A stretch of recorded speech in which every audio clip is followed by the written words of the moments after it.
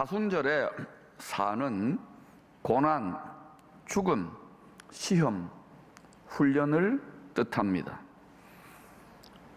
믿음의 조상 아브라함 이후에 4,000년이 지났습니다. 거의 4,000년 다 돼가요. 훈련받고 있습니다. 애굽 종살이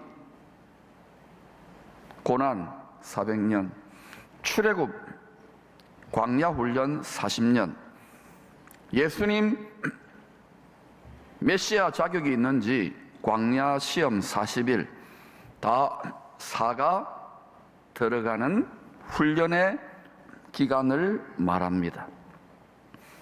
수는 10이라는 뜻입니다. 10은 하나님의 완전수, 하나님의 분량, 하나님의 뜻이 채워지는 수입니다. 사수는 그럼 뭡니까? 4 곱하기 10, 훈련을 받아서 하나님의 뜻을 이룰 정도로 연단되어지고 훈련되어지는 기간이 40일, 400년, 4,000년 이런 의미인 거예요. 절은 절기라고 하는 의미입니다. 사순절은 주님의 부활에 동참할 때까지 주님의 십자가 고난 그 죽음을 깊이 묵상하고 마음에 새기는 훈련의 절기입니다. 어떤 의미에서 이 땅에서 육신 생명으로 살아가는 우리의 믿음 생활 전체가 광야 인생이기 때문에 신앙의 결국 믿음의 완성은 부활의 몸, 영원히 죽지 않는 영광의 몸을 입는 그 시기에 이 인생 자체가 사순절의 기간일 수도 있습니다. 훈련받아야 되는 거예요. 하나님의 뜻을 이룰 수 있는, 하나님의 뜻에 순종할 수 있는 성도로. 이방인의 사도였던 바울은 사순절에 온 교회가 마땅히 기도해야 될 표준 기도문을 제시했습니다. 골로새서 1장 24절 같이 읽어보시겠습니다. 시작. 나는 이제 너희를 위하여 받는 괴로움을 기뻐하고 그리스도의 남은 고난을 그의 몸된 교회를 위하여 내 육체에 채우노라. 나는 이제 너희를 위하여 받는 괴로움을 기뻐하고. 괴로움을 기뻐할 사람은 없잖아요. 교회 성도들을 위하여, 연약한 성도들이잖아요. 괴로움을 기뻐하고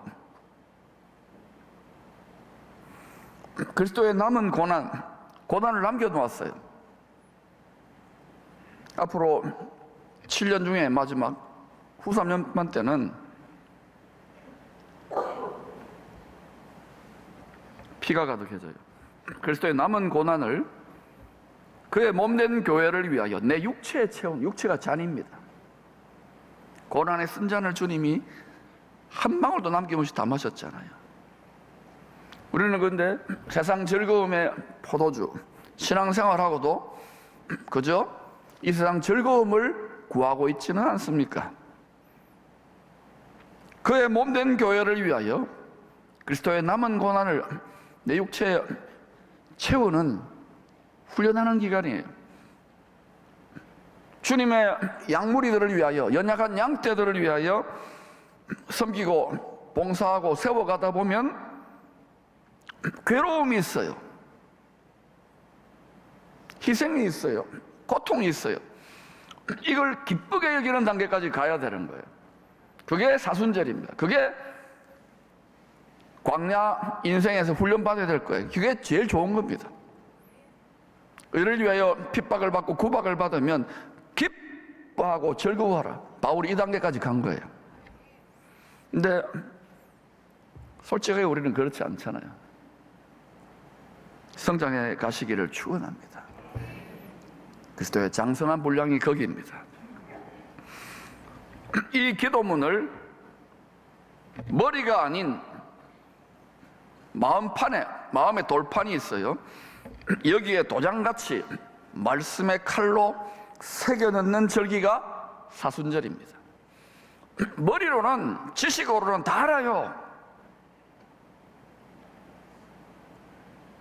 그러나 아버지가 자기 큰아들을 사람이 되어 십자가에 희생시키기까지 우리를 사랑하셨다는 그 사랑이 우리 마음판에, 강파가 강파가 우리 마음판에 도장처럼 새겨지게 될 때에 우리는 모든 것, 심지어 죽음도 뛰어넘을 수 있는 것. 할렐루야. 영생으로 인도하는 문은 좁고 길이 협착합니다. 천국 문은 좁고 길이 협착해요. 멸망으로 인도하는 문은 넓고 광대합니다. 그를 와 달려갈 거예요.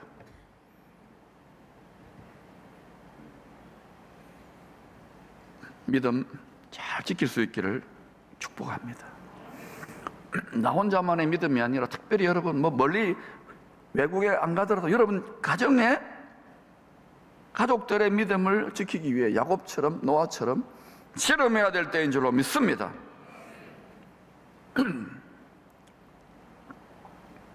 왜 천국 가는 길이 좁고 길이 협착한가? 십자가, 고난, 시험, 장애물들을, 걸림돌들을 설치해 두셨기 때문에 그래요. 어린아이 같이 첫사랑 때는 하나님이 교회에 붙어 있으라, 믿음에 붙어 있으라고 첫사랑을 맛보게 해줘요. 그 다음부터 어때요? 만만치 않지요? 여러분 안에 욕심, 다른 사람 욕심, 이 세상 것들의 유혹과 씨름하잖아요. 그래서 막 불만이고 불평이고 원망이, 그게 광야 인생 훈련입니다. 하나님의 뜻, 하나님의 말씀 굴복하지 않잖아요.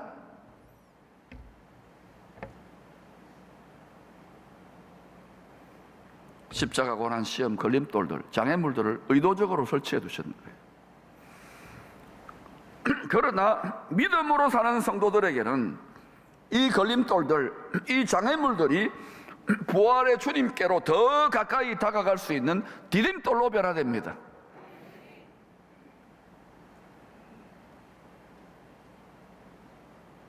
십자가 고난이 영광으로, 사순절이 부활절로 변화됩니다.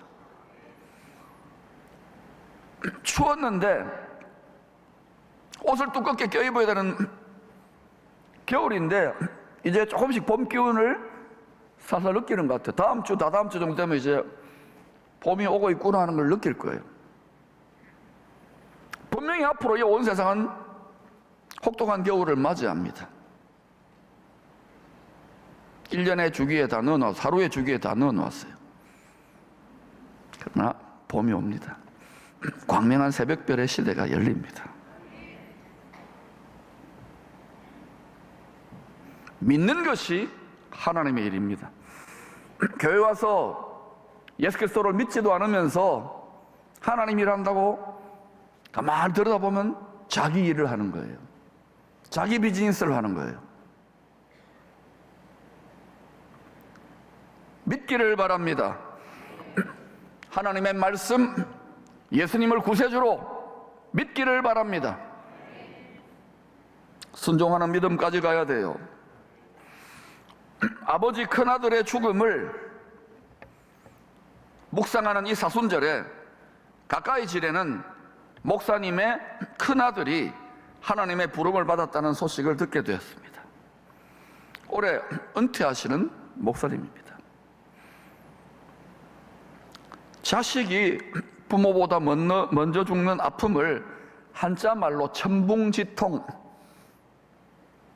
인간이 경험할 수 있는 가장 큰 고통이기 때문에 하늘이 무너지는 고통이라고 표현했어요. 늦은 밤에 서울까지 차를 운전해서 문상을 다녀왔습니다. 큰 슬픔을 억누른 채로 저를 맞아주시는 선배님과 30분 정도 이런저런 대화를 나누었습니다. 제가 뭐라고 위로하겠습니까? 같이 울어주는 수밖에. 밤늦게까지 함께 빈소를 지키던 큰아들의 오랜 믿음의 친구들이 이제는 내일 뵙겠다면서 인사를 합디다.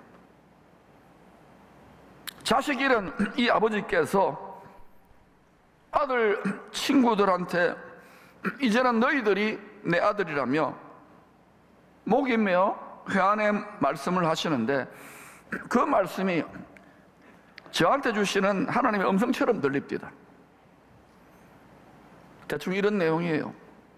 목회하는 부모 걱정 안 시키려고 그 녀석 참 열심히도 살아왔는데 코로나로 사업이 힘들어졌다고 할 때 그 무거운 짐을 좀 솔직하게 좀 나누어 줬으면, 얼마나 힘들었으면 부모 두고 먼저 하나님 품에 안기느냐고. 이 스트레스로 일어난 심장 쇼크 같아요. 얘들아, 너희들은 잘하고 있겠지만 평소에 가족들과 대화를 많이 하거라. 좋은 시간 많이 가지거라. 그게 가족이다. 아버지는 목회한다고, 아들은 사업한다고 더 많이 대화하지 못한 것, 더 많이 들어주지 못한 것이 한이 된다. 하나님이 우리 아버지입니다. 예수님이 우리 가족입니다. 여러분, 얼마나 대화합니까? 얼마나 아버지의 말을 들어주십니까? 뭐가 그래 바쁘신지요? 살다 보면 도무지 이해할 수 없는, 받아들일 수 없는 일이 생기기도 합니다. 믿는 성도들도 그래요. 하나님은 사랑이신데, 전능하신데 누가 이 찢어지는 마음을 이해할 수 있겠습니까? 누가 새 힘과 새 소망을 줄 수 있겠습니까? 이 세상 그 누구도 하늘이 무너지는 이런 고통을 치유해 줄 자는 없습니다. 싸구려 힐링 가지고 안 됩니다. 그런데 이방인들에게 예수 그리스도의 복음을 전하려고 누구보다도 많은 고난을 당하고 마지막에는 순교했던 사도 바울은 담대히 깨닫고 이렇게 외쳤어요. 그러나 이 모든 일에, 환난이나 핍박이나 심지어 죽음까지도 우리를 사랑하시는 이로 말미암아, 우리를 사랑하시는 분이 아버지입니다. 자기 큰아들을 아낌없이 죽음의 자리에 내어주신 그 아버지로 말미암아 넉넉히 이기던지라. 예수 그리스도의 십자가 사랑 안에 나타난 하나님의 사랑에서 끊을 수 없느니라. 이 세상의 어떤 것들도 부자지간에 이 사랑을 끊을 수 없는 거예요.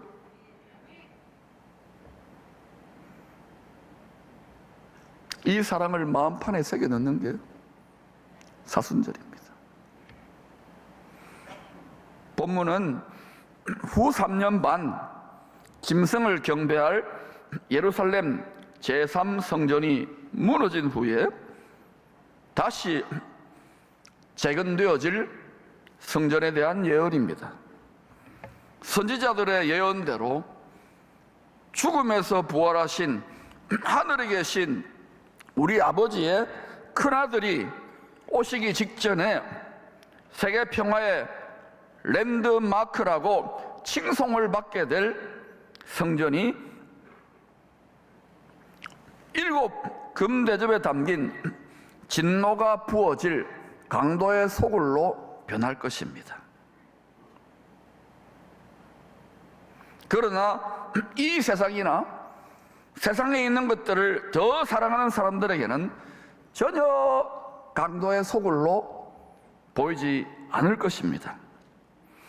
2000년 전 살아있는 성전 자체이신 주님이 복음을 전하시던 처음과 마지막에 경로하며 성전을 정결케 하던 때와 같은 일이 또다시 반복될 것입니다. 성전에 들어가사 장사하는 자들을 내쫓으시며 그들에게 이르시되 기록된 바 내 집은 기도하는 집이 되리라 하였거늘 너희는 강도의 소굴을 만들었도다 하시니라. 이 시대는 예수 믿는 우리들이 성전입니다.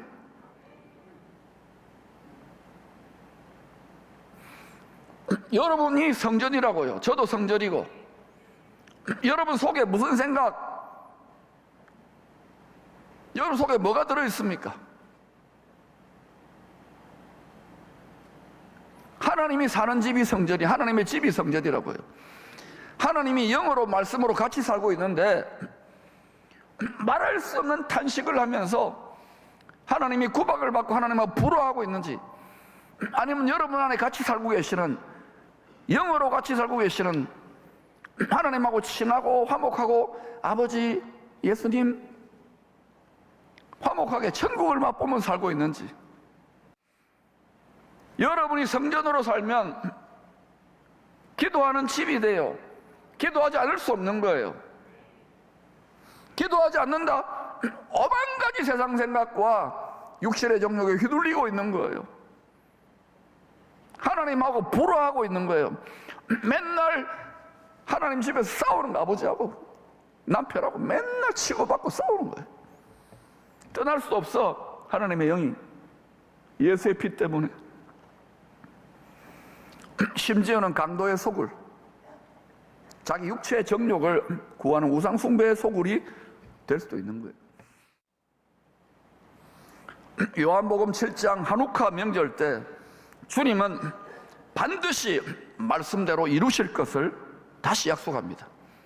주님은 전능하신 하나님입니다. 영존하시는 아버지입니다. 한 아기로 오셨잖아요.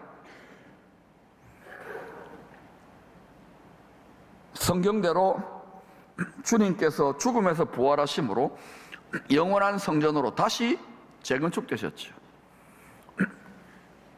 무너질 육신 성전을 입고 성전 역할을 하셨잖아요. 기도하는 역할을 하셨잖아요.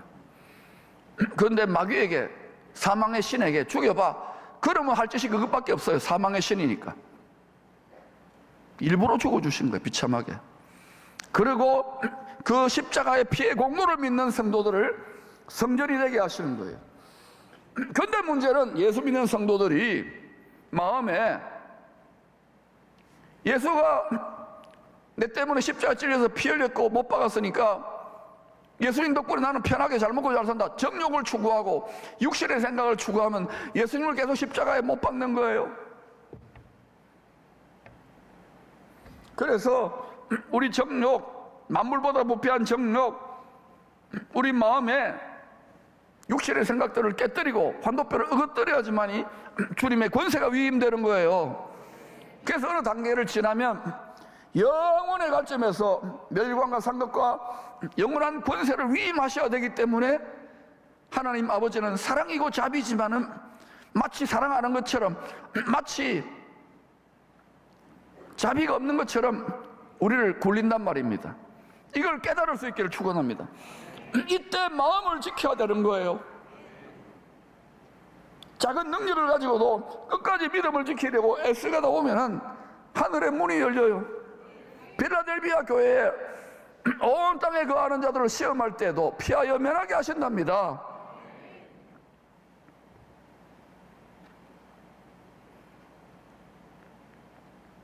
주를 믿는 성도들이 주님을 닮은 성전으로 살기 시작하면 마음 깊은 곳에서 생수의 강, 성령의 권능이 솟구쳐 흘러나와요.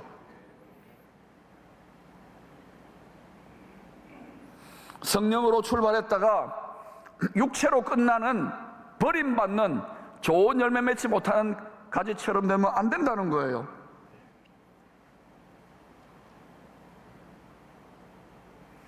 기도의 불이, 성령의 불이 계속 타오르는, 살아 움직이는 성전이 될 수 있기를 축원합니다.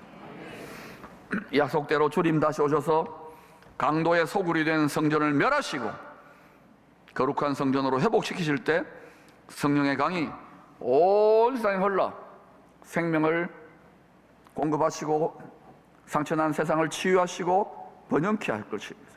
참된 번영이에요. 지금 이 세상의 황금을 따르게 한 이거는 거짓 번영, 바알이에요. 돈이에요. 만문신이에요.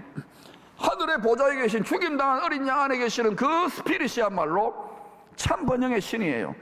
참 번영의 하나님이에요. 이 번영이 영원으로부터 여러분 삶에 끼쳐지기를 축원합니다. 세상의 부자들을 만나보세요. 돈벌이 때문에 재물은 가졌을지 몰라도 마음이 비참합니다. 전쟁입니다. 근심염려. 그리고 사람들 보고 나 돈 많지, 니 부럽지, 예수쟁이들도 이런단 말입니다. 가난의 영은 떠나갈지어다. 고아와 가부의 스피드는 떠나갈지어다. 우리는 사랑받는 자녀요, 하나님의 자녀의 큰 권세를 위임받을 만한 왕같은 제사장으로 부름받았다는 것을 기억하십시오. 실험하여 주의 능력을 덧입기를 축복합니다.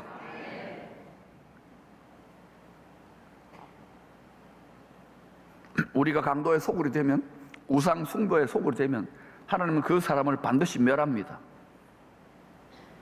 무서운 말이에요, 여러분. 우리가 그릇이기 때문에 깨끗하게 비워진 그릇들이 될 수 있기를 축원합니다. 이사야서 56장은 그라들이 다시 오실 때 정결하게 거룩하게 회복될 예루살렘 성전에서 두 가지 일이 일어날 것을 증언합니다. 첫 번째, 하나님을 사랑하며 주의를 더럽히지 않고 자신을 거룩한 산제물로 드려 아버지와 친밀하게 많은 대화를 하는 자녀들의 예배를 기쁘게 받으시겠다고 합니다. 아버지하고 좀 대화를 하세요. 대화를. 이스라엘 이방인들이 차별이 없어요. 그들이 4,000년 더 고생을 많이 했지만 차별이 없어요. 우리는 포도원 문 닫기 전에 추수하러 일꾼으로 들어온 거예요. 할렐루야. 두 번째는 세상 모든 민족이 다시 회복된 성전을 만민이 기도하는 집이라고 부르게 될 것입니다.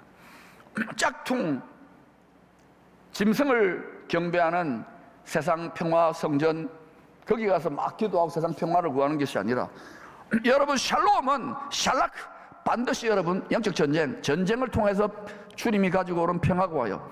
다윗의 전쟁이 있었기 때문에 솔로몬의 평화가 있었던 거예요. 와가지고 평화롭게 안식하고 위로하고 전다, 그건 여러분 위장평화공세, 마귀의 위장평화공세 속는 거예요. 그건 종교예요. 그래서 오직 마귀의 군대와 싸우는 참 예수교 신앙만이 그리스도의 군사로 마나임 하늘의 천군 천사들과 홀리 스피릿, 홀리 팀 스피릿 안에 이기는 자들이 되는 거예요. 세상을 이기는 자들이 되는 거예요. 이 약속이 성취될 때까지 우리 몸 어차피 죽습니다. 썩어집니다. 하나님이 기뻐하는 거룩한 산제물로, 레위인처럼 하나님을 기업으로, 하나님의 난 소유비다고 드려보세요. 그때 성령의 인이 제대로 쳐져요. 앞으로 마귀가 세상 임금이 사람의 영혼, 사람이 내 소유라고 표를 찍는 시즌이 온다 그럽니다. 후 3년 반 때지요. 우리 몸을 하나님이 기뻐하는 거룩한 산제물로 드리세요. 드리세요. 하나님 겁니다. 하나님의 소유물입니다. 아버지 겁니다. 이게 헌신이에요, 헌신.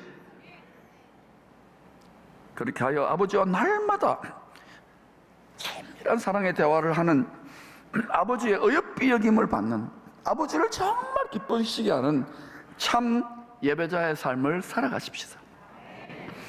그리고 그 삶을 우리 자녀들에게 전수해 줘야 돼요.